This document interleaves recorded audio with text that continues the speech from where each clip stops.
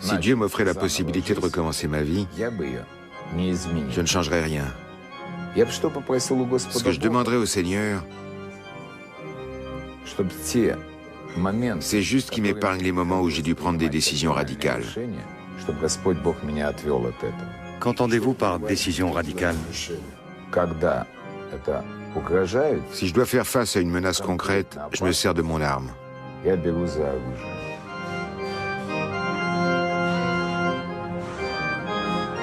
Combien de fois a-t-on attenté à votre vie? 4 fois. On a essayé de me tuer 4 fois. Vous avez déjà tué un homme?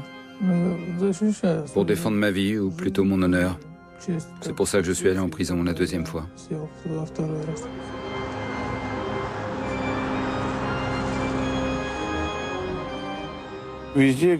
Partout où Interpol est présent, je peux me faire arrêter. Je souffre beaucoup de cette situation. Le soleil qui est ici, je ne le vois plus. Je ne peux plus aller me promener en mer, je ne peux plus aller nulle part. J'ai l'habitude de mener grand train, de vivre dans des palaces. C'est la vie que j'aime. Ça doit être pour ça que tout le monde m'envie. J'aime le luxe, j'aime vivre largement, dépenser de l'argent si j'en ai. J'aime habiter dans des 5 étoiles, voyager en business class, dans des avions privés. J'aime faire du bateau. Mais aujourd'hui, on ne me laisse plus faire tout ça.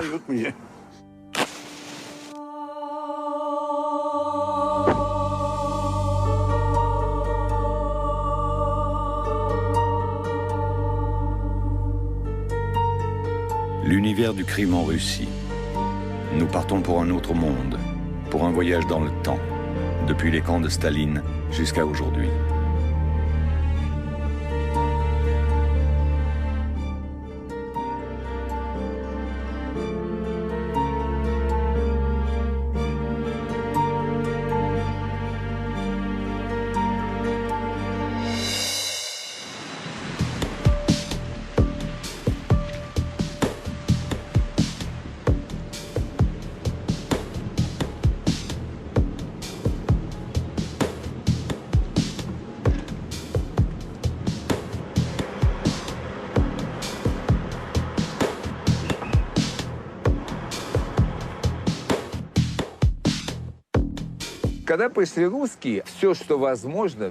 Quand les Russes sont arrivés, ils ont acheté tout ce qui était possible. Des maisons comme celle-ci ne se vendent pas d'habitude. On en hérite. Pourquoi je l'ai acheté? La raison va sûrement vous surprendre. Churchill a habité là, puis un prince égyptien, et enfin moi. Aujourd'hui, on m'en propose 70 millions d'euros. C'est tout simplement un paradis. Leonid Bilyunov est né en Ukraine en 1949. Il a grandi dans un orphelinat du KGB et fréquenté l'école jusqu'à 11 ans. Il a fait l'objet de 4 condamnations et purgé en tout 18 ans de prison. Aujourd'hui, il est multimillionnaire. Il vit en France depuis le milieu des années 90. Je suis là, voici mon petit frère, là c'est Kolya, et voici ma mère.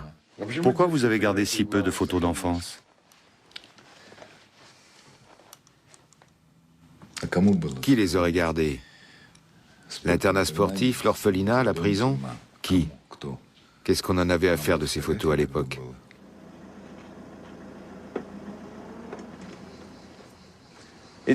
Viens, Max. Assis, Max. À 14 ans, le Seigneur m'a envoyé acheter un truc à boire.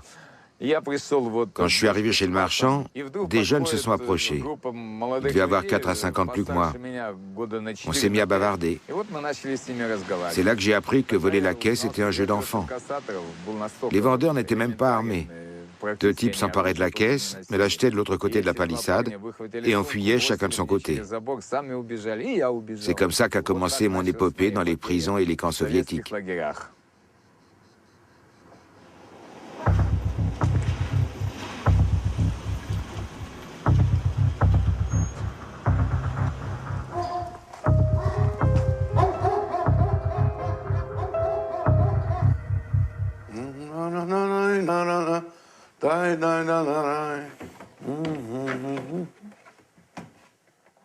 C'est un Brioulov, une vraie merveille. La période italienne. Mes tableaux vous plaisent? Ça, c'est de la peinture flamande. Venez, je vais vous montrer la suite. Louis Vuitton. Alors vous avez vraiment réussi dans la vie? Eh bien, à votre avis, j'ai réussi ou pas? Si je n'avais pas réussi, vous ne seriez pas venu m'interviewer. Je me trompe? Alimian Tortakhunov est multimillionnaire. Après la chute de l'Union soviétique, il a longtemps vécu en Europe de l'Ouest. Né en Ouzbékistan en 1949, il n'a fréquenté que l'école primaire. Il a fait l'objet de 3 condamnations et purgé en tout 5 ans de prison. Mes parents étaient médecins. Ils sont partis très tôt. Que le Seigneur soit avec eux. Jusqu'à environ 20 ans, j'ai joué au foot. Ensuite, je me suis mis à jouer aux cartes et j'en ai fait mon gagne-pain. Quand le salaire moyen était de 100 ou 200 roubles, on jouait des sommes incroyables, entre 50 et 100 000 roubles. On jouait ce genre de sommes aux cartes.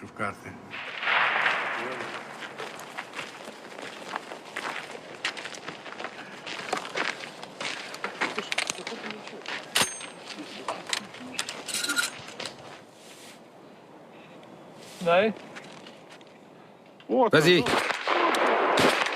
Vitali Diomochka est né à Ussurisk en 1967, dans l'extrême-orient russe. Il a fréquenté l'école jusqu'à 12 ans. Je voulais toutes les tirer d'un coup, putain. Il vit aujourd'hui à Moscou.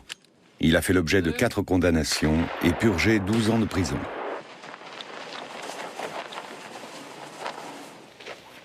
C'est un médicament? J'ai un ulcère. Un ulcère? Oui, un ulcère. En prison, un jour on mange, un jour on mange pas.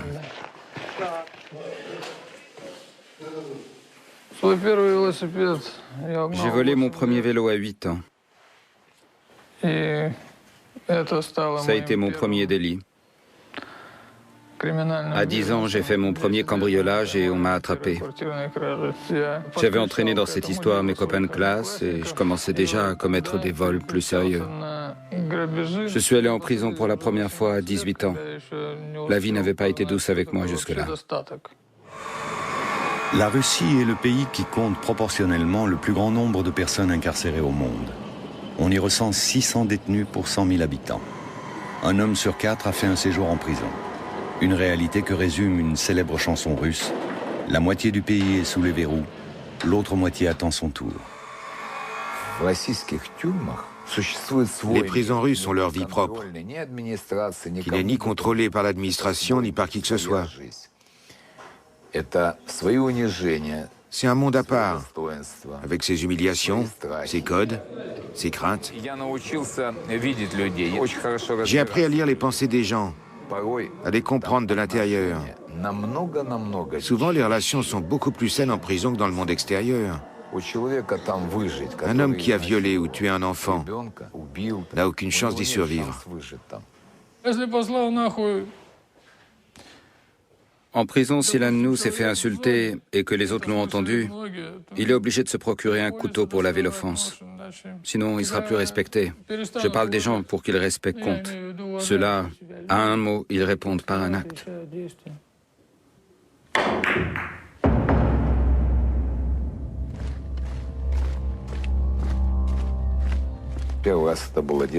La première fois, c'était dans un centre de redressement pour enfants. Il y avait un type terrible qui faisait régner l'ordre. Il maltraitait les enfants. Quand on marchait en ligne par 100, à gauche, 1, 2, 3, à droite. Et si quelqu'un marchait pas au pas, il frappait n'importe où sur le corps. Les coups pleuvaient. C'était violent. Une fois, il m'a littéralement cassé en morceaux. Après ça, il m'a attrapé comme un légume bouilli et il m'a foutu par la fenêtre. Tout le monde comprenait qu'il fallait faire quelque chose. Moi, je travaillais à la forge. Un jour, j'ai senti une main sur mon épaule. Je tenais des pinces chauffées à plusieurs milliers de degrés. Je l'ai attrapé avec. Juste à côté de moi, il y avait un pic.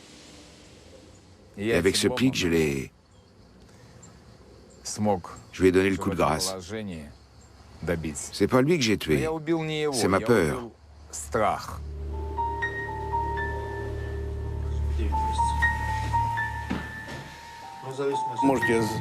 Je suis peut-être devenu plus dur ou plus affranchi, mais j'ai commencé à voir les choses d'un œil différent. Je suis un bon tolard, non? J'ai été condamné 3 fois, 2 fois en Russie.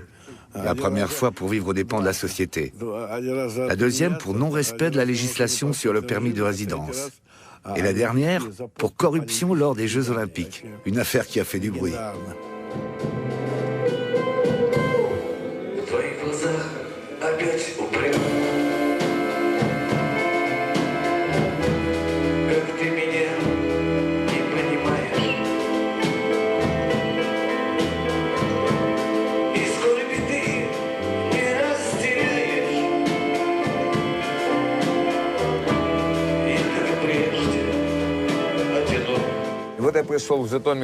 Quand je suis arrivé à la prison de Jitomir, il y avait là-bas un commandant qui s'appelait Marno.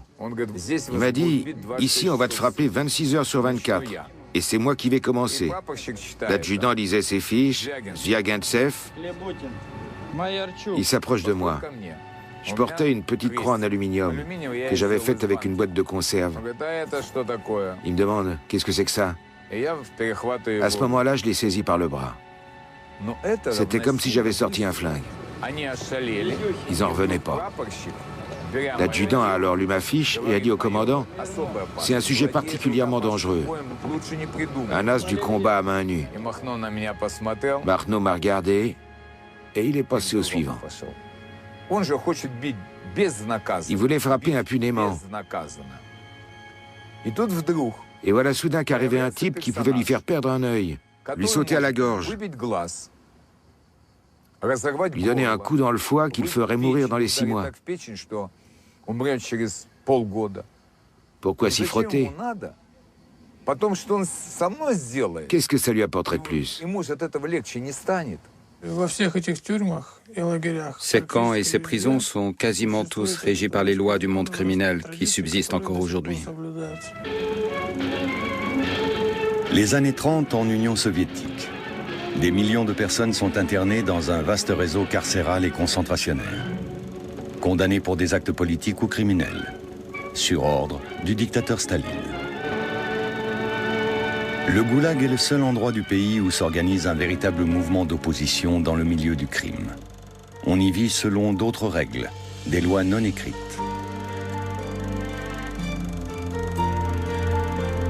Les tatouages sont des marques distinctives et prouvent l'appartenance au monde criminel. Ils en disent long sur la vie de celui qui les porte. Le nombre d'années qu'il a passé en prison et pour quel motif, ses rapports avec le système et sa position dans la hiérarchie criminelle. Quand un type avec ce genre de tatouage se retrouve dans certains lieux, on comprend tout de suite qui il est. Chaque dessin est lourd de sens. Il en dit long sur le potentiel de l'individu, sur la façon dont il se voit. Que signifie le vôtre? Que je ne suis pas très gentil avec ceux qui aident l'administration des camps. Si quelqu'un a des tatouages sur les genoux, des petites étoiles, ça signifie qu'il ne se mettra jamais à genoux devant aucune autorité. C'est à cette époque qu'on voit apparaître dans les prisons des meneurs d'un type nouveau. Les vorzakoni, les voleurs dans la loi, les maîtres du monde criminel en Union soviétique. Dans le monde normal, qui a le plus d'autorité? Le président. Dans le monde du crime, c'est le voleur.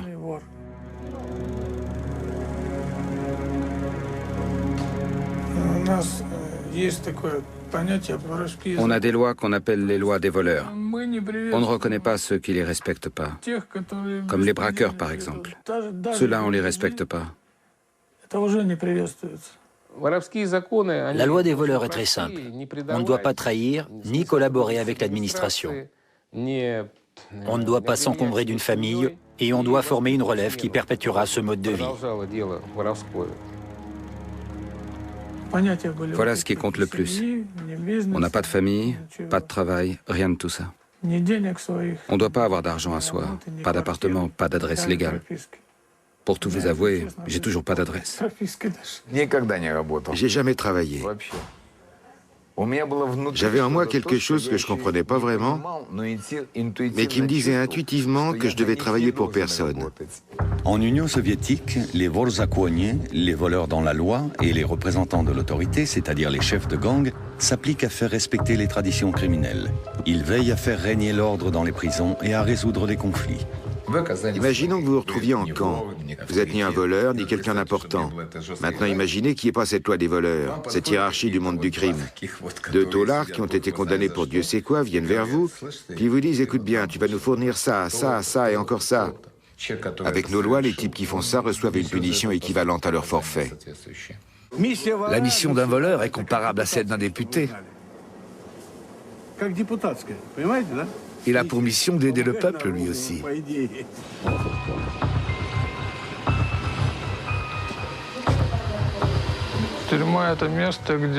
La prison, c'est l'endroit où on choisit ses complices. En prison, chaque chef choisit ses hommes pour ses futurs coups. Moi aussi, je l'ai fait. Le 26 mai 1987, un décret a été adopté par le Conseil des ministres sur le travail individuel et la création de coopératives.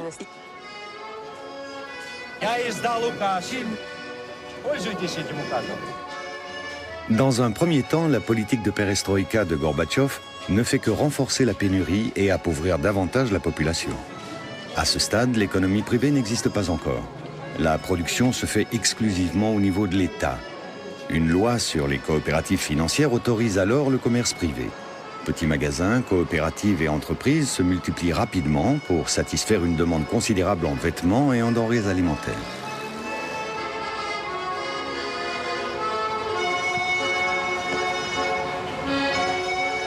Le premier endroit connu avec ce type de commerce à Moscou a été le marché de Riga.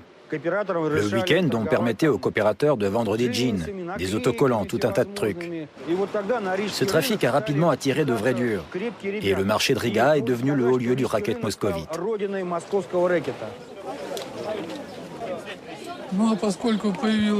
À la fin des années 80, il y avait de plus en plus de gens à l'aise financièrement. En même temps, le nombre de gens prêts à s'enrichir sur leur dos, c'est-à-dire de bandits, c'est-à-dire nous, a grossi de façon très importante. Ces entrepreneurs et commerçants russes de la première génération ne tardent pas à voir apparaître un mot nouveau dans leur vocabulaire. Naïezdie, le racket. Des hommes de main se présentent à eux pour leur soutirer de l'argent. C'est ainsi que Vitali Diomochka et ses amis débutent leur carrière. Tu sais comment on les travaillait en général? D'abord, il y en avait un premier qui passait, et puis un deuxième. Le premier était méchant, le second était gentil. Nous, on envoyait un méchant, et après un super méchant. Ils ouvraient la porte, on leur envoyait un poing américain dans la gueule. Ils avaient le visage fracassé. Ils en crevaient même. Quand on rentrait dans un bureau, par exemple, et qu'il y avait un débiteur... Au départ, il était sûr de lui. Il était assis à son bureau et il disait « Bien, qu'est-ce que vous voulez ?» Nous, rien du tout. Et paf, on lui envoyait un coup dans la gueule. Le premier. Il commençait à hurler, on le frappait à nouveau. On rapprochait la table du mur, on lui prenait la tête et on la lui coinçait contre le mur. On te termine ou tu leur donnes l'argent? Ils l'auront. Ok, alors on se casse. Tu parles des années 90, là, Tolia. C'est pareil maintenant. Quand des types comme toi entraient et commençaient à frapper, il n'y avait même pas besoin d'utiliser des clous. Ils payaient tout de suite. Pour $1000, on était prêt à faire beaucoup de choses.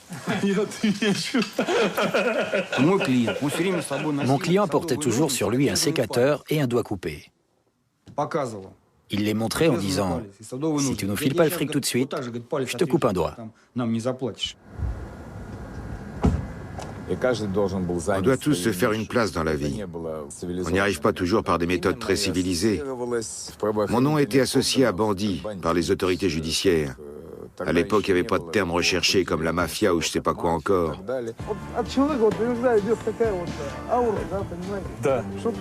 À la fin des années 80, Artyom Tarasov est l'un des premiers patrons privés. Et c'est le tout premier à admettre en public qu'il a fait fortune.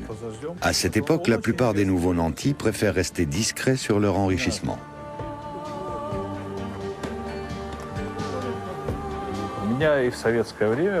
J'ai un tempérament d'entrepreneur. Durant l'époque soviétique, je m'étais lancé dans toutes les affaires qu'il était possible de faire alors. J'avais beaucoup d'amis dans ce monde d'affairistes. Officiellement, je travaillais comme chercheur. On a trouvé un moyen d'apporter des ordinateurs. On gagnait bien avec ça. L'équivalent de 100 millions de dollars en 3 mois. Qu'est-ce que vous en dites? Un commerçant, c'était un peu comme une vache laitière. Celui-là, c'est le mien, c'est moi qui le trais. En argot des voleurs, on parlait à l'époque de mon commerçant. Dans les années 80, on proposait même pas notre protection. On passait juste chez les coopérateurs et en les menaçant ou en les agressant physiquement, on les forçait à payer. On se contentait de leur dire « tu vas payer » et ça suffisait. En général, il y avait une taxe de 20 à 30%. Certains payaient jusqu'à 50% de leurs revenus. Chacun savait quel pourcentage il devait donner. S'il ne le faisait pas, on cassait tout, on lui brisait les côtes.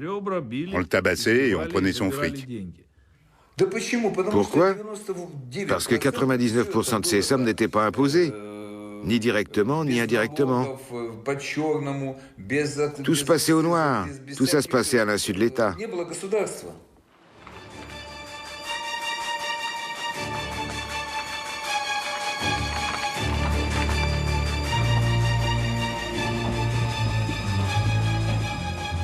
Alexander Gurov est alors employé dans la police soviétique. Les fonctionnaires sont dépassés par le développement rapide du crime. Sous l'effet des réformes de Gorbatchev, pour la première fois dans toute l'histoire de l'Union soviétique, dans un document secret, on a commencé à utiliser le terme de crime organisé. Ça pèse 3 tonnes. On l'a transporté en avion. Tout ça est fait à la main, vous voyez. Mettez quelque chose sur les sièges, qu'on puisse s'asseoir.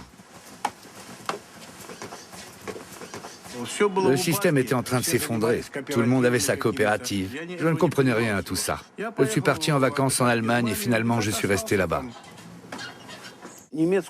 On avait effrayé la police allemande en lui disant qu'il allait y avoir un afflux de bandits russes.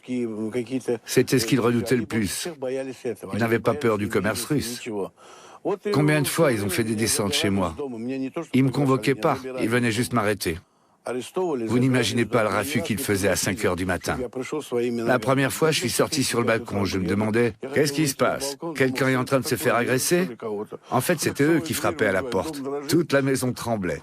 Ils sont entrés en hurlant « Haut les mains !» avec des mitraillettes et des lampes torches. Une vraie mascarade.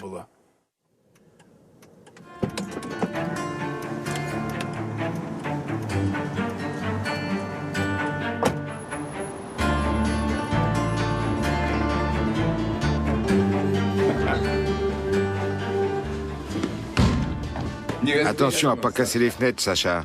Vous voulez dire qu'il y a des fenêtres blindées? Sur tout le périmètre. Comme je te l'ai dit, on n'aime pas les riches. Des richissimes encore moins. Ici, il y a des œuvres d'art de grande valeur. Mais le plus important, c'est que c'est ici que vivent mes enfants, ma famille. Je peux ouvrir cette porte? Non. Seule ma main peut l'ouvrir. Tout est blindé, ça pèse 5 tonnes. Dans les banques, en général, il y a 2 verrous magnétiques. Nous, on en a 4. T'as écouté ce bruit?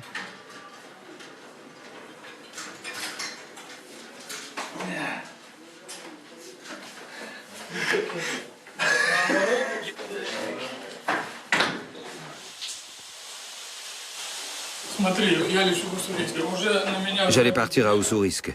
On m'avait déjà pris des billets. Je savais même quelle place j'avais dans l'avion. Et tout d'un coup, j'étais à la maison, je reçois un coup de fil.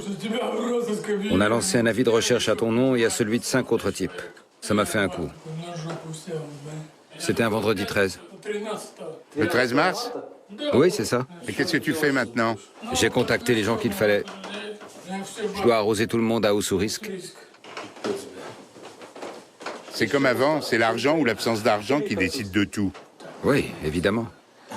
Bon, allez, on va se baigner.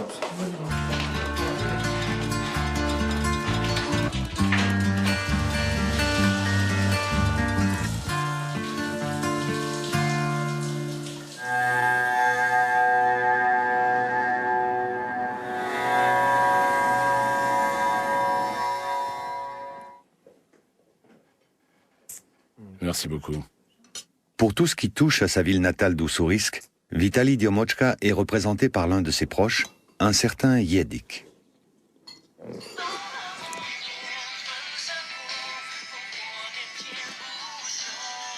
Да. Я отключился, тут просто, звонят, знаешь, туда-сюда, не все можно говорить же, сам понимаешь. Угу. Че ты? Ты разговаривал со своим адвокатом. Будешь меня сопровождать, если я приеду? Конечно, то бишь, ждут, все, да, вопрос решен. Сколько он тебе сказал? Мне сказали по штуке в день, но ты... Слышь, по штуке баксов? Да. Так ты давай, ждем. Давай, все, обнял, ушел, давай.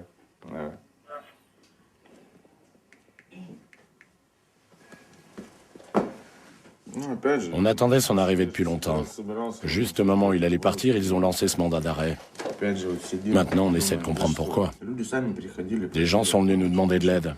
Dans certaines situations, la police est impuissante. Le seul à pouvoir faire quelque chose était Vitali. Et maintenant, tout le monde vient lui demander de l'aide. La ville où Vitali Diomochka a passé sa jeunesse est située dans la région de Primorie, près de la frontière chinoise. Toute l'économie locale transite par Ussurisk. C'est ce qui explique qu'au début des années 90, beaucoup de jeunes gens se soient lancés dans l'activité la plus lucrative du moment, le racket. Mais cela reste aujourd'hui encore une pratique à haut risque.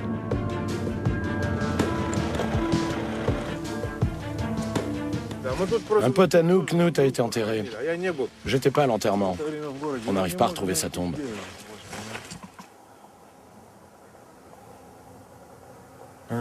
Ici, il y a 2 ans, les gens cultivaient encore des pommes de terre. Sergei Banzai était un de nos lieutenants avant. Ensuite, c'est devenu un homme d'affaires, comme on dit. Il s'est fait descendre, comme Lyonia Bertnik. Et aussi Yemetz. Lui, il était directeur d'une usine de vodka. Il s'est fait descendre. Voici sa tombe. Et Vassia Opalko. C'était aussi un lieutenant, il a aussi été abattu. Mirai Nikolaevitch Rod a fini de la même façon. Beaucoup de jeunes qui sont enterrés ici ont été tués au cours d'une fusillade il y a peu de temps de ça. Vassia aussi s'est fait descendre. C'était un bon gars, il était respecté. C'était vraiment un mec sympa, toujours prêt à aider ceux qui en avaient besoin. Et Sergei Ivanovitch Gossev, lui aussi c'était un bon gars. Et il a fini comme les autres.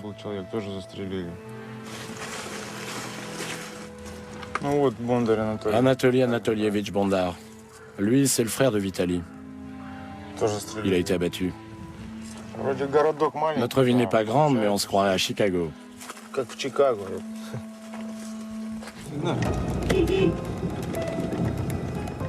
Tout droit, toujours tout droit.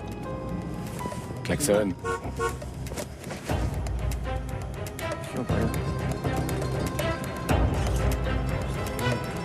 Voilà la prison où j'étais. C'est là que mon frère est mort. Tourne là. Le camp de détention qui se trouve près d'Ussurisk est placé sous haute surveillance. Des soldats ont pour mission de tirer dès que quelqu'un tente d'y entrer ou d'en sortir. Mais ça n'est pas un problème pour Yedik et ses comparses. Les chefs criminels sont très puissants au sein de la prison. L'administration carcérale leur octroie des conditions spéciales. Ils peuvent se déplacer partout librement. Un troupeau a toujours besoin d'un berger, d'un maître. Quand il n'y en a pas, c'est le chaos. C'est la même chose dans les prisons. Dans chaque camp, il y a toujours un de nos hommes qui surveille.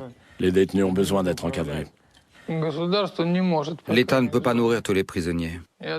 L'administration des prisons et des camps fait sans cesse appel à nous. On leur apporte de la nourriture, on les aide. Chacune des organisations criminelles possède sa propre obchtchak, une caisse commune. Cet argent permet de fournir une aide matérielle aux détenus dans les camps et les prisons.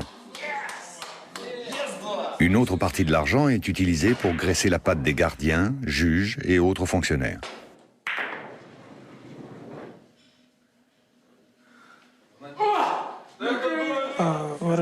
Selon la loi des voleurs, on créait une caisse commune et on versait dedans une partie de ce qu'on avait volé à ces hommes d'affaires, une partie de l'argent de ce racket. Ça représente des millions de dollars, et même plus. Un de ces groupes avait une caisse de 4 milliards de dollars. Mais ils avaient déjà des activités semi-légales.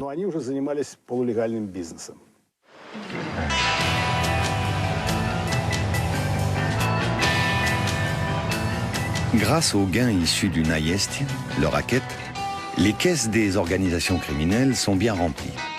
Dès la chute de l'Union soviétique, le monde du crime comprend vite qu'il faut investir rapidement cet argent pour le faire fructifier. Une opération facilitée par l'adoption d'une loi sur le nouveau système bancaire.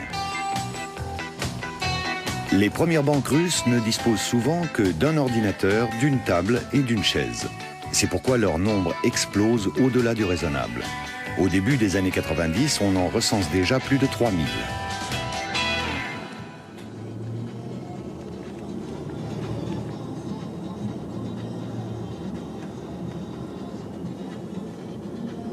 Je suis l'un des premiers à avoir créé une banque en Union soviétique. Mais à l'époque, je ne voulais pas lui donner mon nom. Tout le monde l'associait au crime. La banque aurait été perçue comme une couverture. Il n'existe pas une seule banque dans laquelle il n'y ait pas d'argent du crime, dans laquelle il n'y ait pas de représentants de ce milieu parmi les dirigeants. Certains vice-présidents ont été autrefois des gros bonnets du crime, des gens qui ont eu affaire à la justice. Un autre mot du vocabulaire criminel devient de plus en plus courant dans la Nouvelle-Russie. Littéralement, krisha signifie le toit. Mais ce mot désigne aussi la protection d'une entreprise par un groupe criminel. Pour cela, les patrons doivent bien sûr payer. Au cours de ces années-là, ce toit protège de l'arbitraire des autorités, offre des garanties informelles dans les négociations d'affaires et assure, en usant au besoin de violence, le recouvrement des dettes. Personne ne voulait payer. Il fallait aller leur soutirer l'argent. Comment on procédait? On prenait un SDF, on le nourrissait, on le lavait, on le coiffait, on lui achetait un beau costume et on l'envoyait chez nos débiteurs. On lui expliquait qu'il devait juste secouer la tête pour dire non. On lui demandait « Tu vas payer ?»« Non. »« Tu vas payer ?»« Non. » Eh bien, puisque c'est comme ça, et on lui tranchait la tête. Plus personne ne bougeait. Tous ceux qui ne paieront pas connaîtront le même sort. Et soudain, tout le monde était d'accord pour payer. Fais attention de ne pas trop en dire quand même.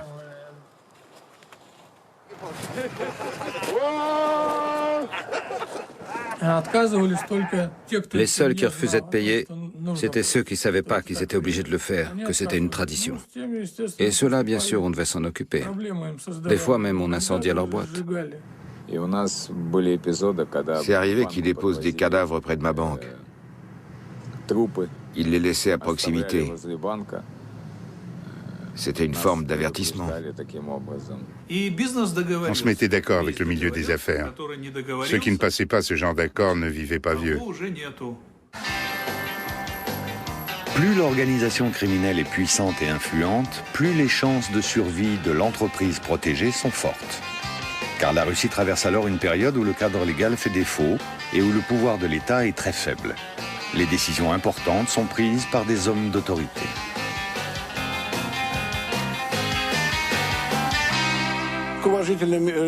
Quand les gens avaient un problème, ils allaient voir les types respectés de tous, les chefs. Ils leur demandaient « Aidez-nous à régler ce problème, il a fait ceci ou cela ». Et ils les aidaient. On se mettait alors d'accord. Il suffisait d'un mot, on se tapait dans la main, pas besoin de signer quoi que ce soit. On travaillait à la parole donnée. Il arrive qu'on le fasse encore quand on connaît bien les gens.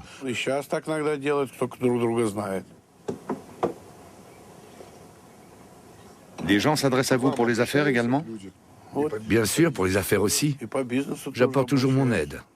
Pourquoi je ne le ferais pas? Si les gens viennent me trouver, c'est qu'ils pensent que je suis de bon conseil. Viens là un instant. C'est du marbre bleu, c'est pas du lapis lazuli. Ce sont des arnaqueurs, ces types. Va mettre ça dans la voiture. Celui qui aura cette tombe était un homme juste. Il a vécu dignement, il avait une conscience. On ne dit pas une chose pour après en faire une autre. C'est ça qu'on appelle être juste. Les gains énormes générés par le racket des banques, des entreprises et même des casinos se répartissent de plus en plus entre les gangsters et les policiers corrompus, qui eux ont souvent du mal à s'en sortir avec leur salaire. À cette époque, il y avait des commerçants qui étaient couverts par la police. Certains nous versaient leur tribut, mais d'autres étaient protégés. Les flics nous disaient ouvertement Ce sont les nôtres, ne les touchez pas. Et si vous dépassez pas certaines limites, on vous touchera pas non plus.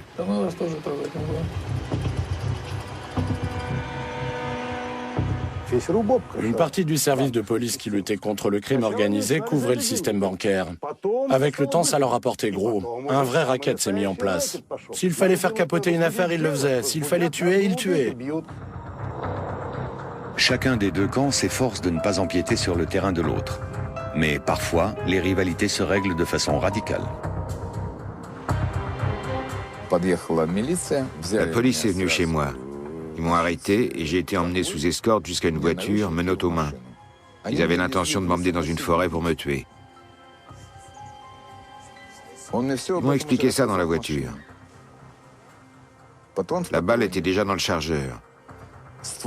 Ils allaient me la loger dans la nuque. J'étais menotté. J'ai donné un grand coup dans le volant et on a percuté une autre voiture. Ils sont morts dans l'accident. Est-ce que j'avais un autre moyen de m'en sortir?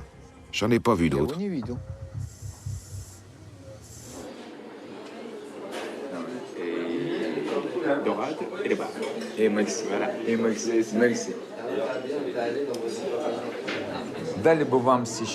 Si vous posiez aujourd'hui la question suivante, à qui faites-vous le plus confiance, aux bandits ou au ministère de l'Intérieur? 75% des gens répondraient aux bandits.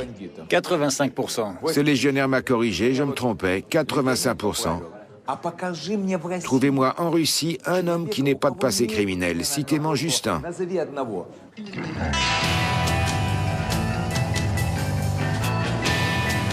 En Russie, le début des années 90 est marqué par la privatisation des entreprises d'État.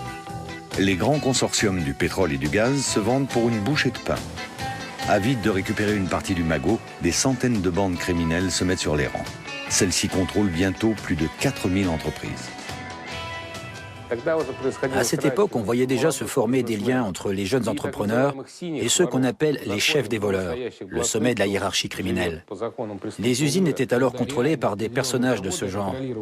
Ils ont commencé à recruter eux-mêmes des directeurs.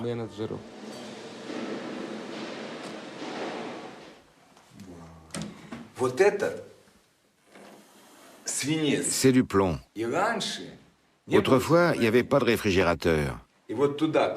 On mettait de la glace là-dedans et le plomb la conservait. Ce frigo a 300 ans.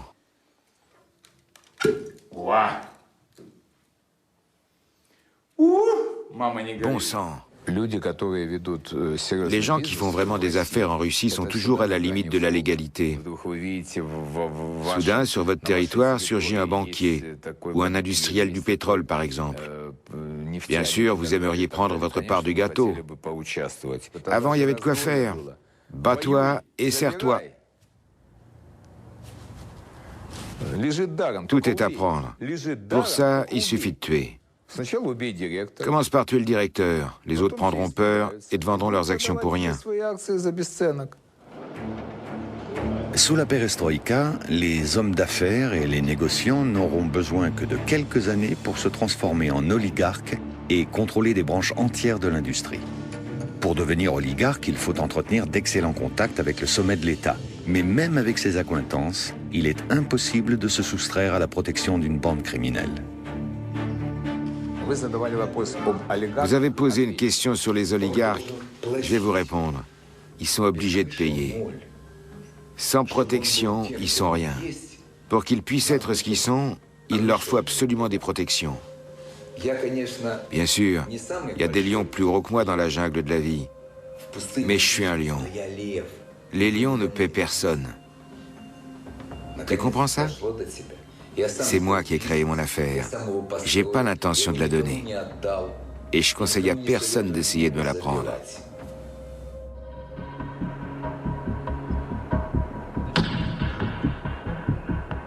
Les organisations criminelles ont vite fait de s'accaparer certaines prérogatives, jusque dans l'extrême-orient russe. Les affaires qui se faisaient de l'étranger vers la Russie se sont criminalisées. Les marins se sont mis à importer des voitures et des tas d'autres trucs. Les voitures occupaient la première place, bien sûr. Tout ça, ça se faisait sous le contrôle des chefs locaux. Il fallait bien que je prenne ma part du gâteau. Le groupe constitué autour de Vitali Diomochka impose sous la menace un droit de passage sur toutes les importations de voitures qui transitent par Oussourisk avant d'être envoyées dans le reste de la Russie. Ceux qui refusent de payer encourent de graves représailles. À l'époque, j'avais lancé un loto russe. On travaillait avec de l'argent liquide. Chaque semaine, on brassait environ 15 millions de dollars. J'ai pris comme partenaire des membres de la diaspora tchétchène. Parce que les bandits redoutaient de faire affaire avec les Tchétchènes. Les Tchétchènes ne respectaient pas la loi du milieu. Les voleurs et les autres représentants du monde criminel russe organisaient régulièrement des rencontres, des réunions au cours desquelles ils résolvaient les conflits. Ils décidaient qui pouvait prétendre à quoi, qui avait promis quoi à qui. Les Tchétchènes venaient à ces réunions et tiraient dans le tas. La chotka est un mot russe qui désigne la réunion des chefs. Il est très rare que la police parvienne à surprendre une réunion comme celle-ci, organisée à Moscou au cours de l'été 2008. Le lieu et la date d'un rendez-vous sont tenus secrets par l'organisation criminelle. Une chotka sert à redéfinir les zones d'influence et à discuter des conflits.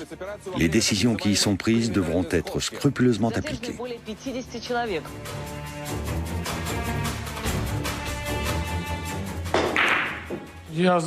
J'ai fait de la prison à la suite d'une de ces réunions. Un type m'a insulté en utilisant un mot qui est inacceptable dans notre milieu. Et j'ai été obligé de l'abattre. Et si vous n'aviez pas réagi? J'aurais perdu mon autorité, je ne serais pas devenu ce que je suis. Et si ça se reproduisait aujourd'hui? C'est une question difficile. J'ai du mal à imaginer ça. Si quelqu'un m'insultait de la même façon aujourd'hui, est-ce que je le tuerais?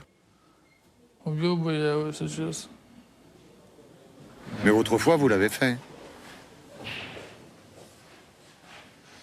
Il y a des gens qui ont commencé à gagner beaucoup d'argent. Le genre de sommes pour lesquelles on est prêt à tuer.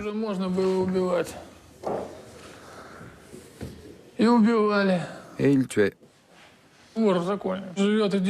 Les vrais voleurs vivent selon des principes, mais ceux-là, on n'avait aucun. Ils se fichaient pas mal de savoir qu'il fallait voler, qu'il fallait tabasser ou tuer. Ils connaissaient aucune limite. Cette concurrence était rude. Il a fallu l'évincer. C'est ainsi que le monde criminel russe bascule dans la guerre. Dans les années 90, plus de 600 groupes organisés et plus de 4300 bandes criminelles cherchent à se faire une place au soleil. Mais ces places sont chères. Dans les villes, certains sortent les fusils mitrailleurs en pleine rue. D'autres répondent en posant des bombes. Ces quelques années coûtent la vie à plusieurs milliers de parrains, chefs de bande et hommes d'affaires véreux. Et l'on ne compte pas les morts parmi ceux qui constituent la base de ces organisations.